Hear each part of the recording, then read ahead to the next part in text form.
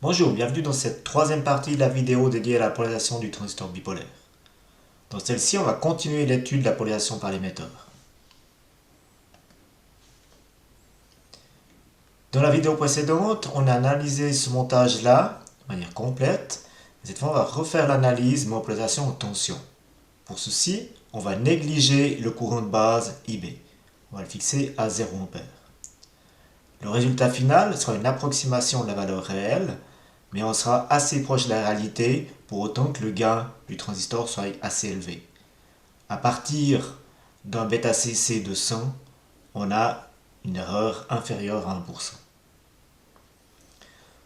Donc dans le cas ici, on va repartir du même raisonnement que précédemment, c'est-à-dire qu'on part de la commande VBB. Donc notre potentiel VBB ici, on va lui soustraire la tension base émetteur du transistor et on obtiendra la tension URE. Ensuite, à partir de cette tension URE, vu qu'elle est appliquée sur la résistance RE, on peut calculer par la loi d'Ohm le courant d'émetteur. Maintenant, c'est là qu'il y a un changement, c'est que le courant IE est égal au courant IC, donc on a directement la valeur de IC. Donc notre courant de collecteur est identique au courant d'émetteur.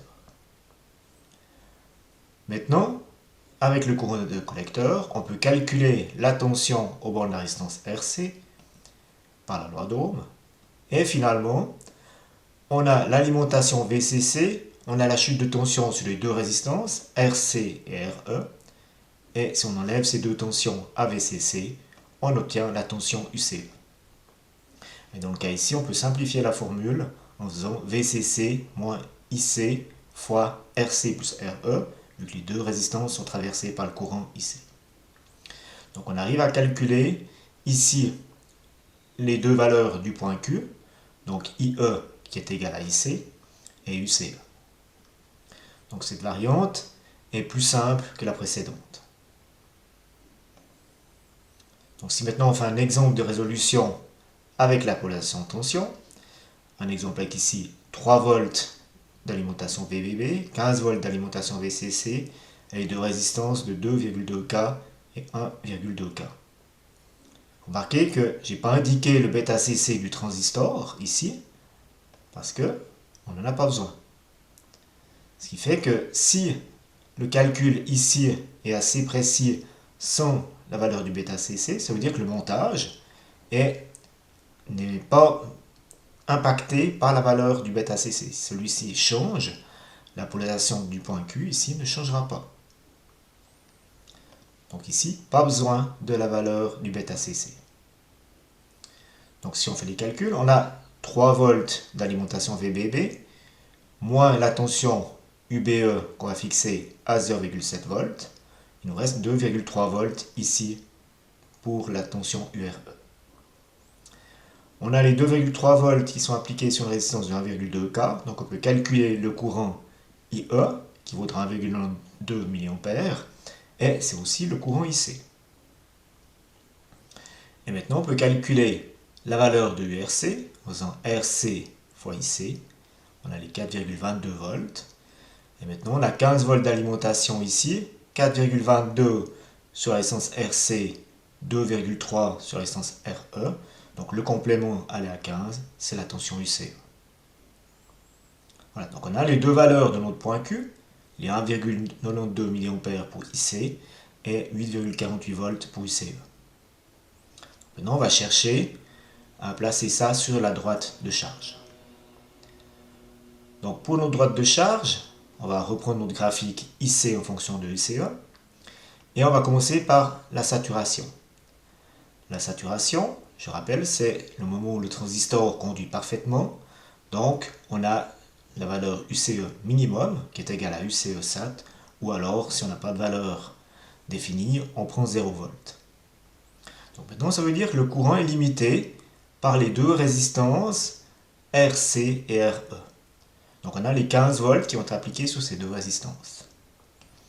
Donc, pour calculer le IC, on va faire nos 15 volts divisé par l'addition des deux résistances. Et on obtient 4,41 mA maximum. Et ça nous fixe le point ici de saturation.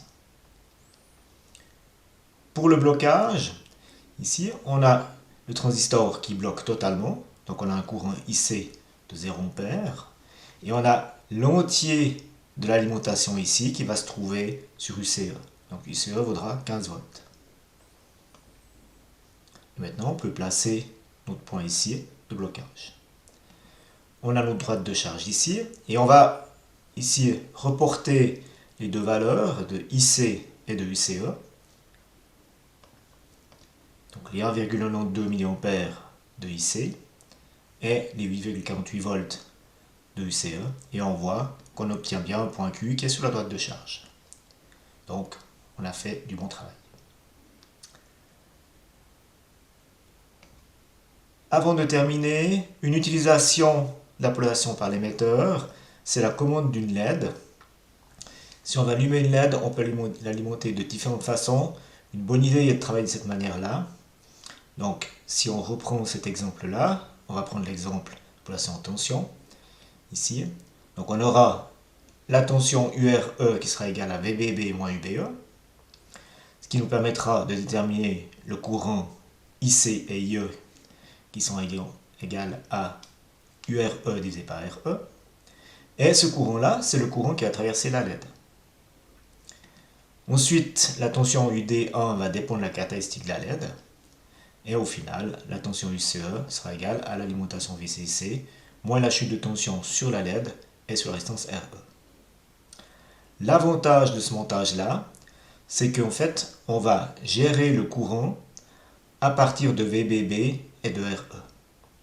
Donc on va en fait gérer le courant dans la LED, donc on va pouvoir gérer la luminosité de manière plus précise. Voilà, dans la prochaine vidéo, on va voir la polarisation suivante, la polarisation par diviseur de tension. Je vous remercie pour votre attention et une bonne journée. Au revoir.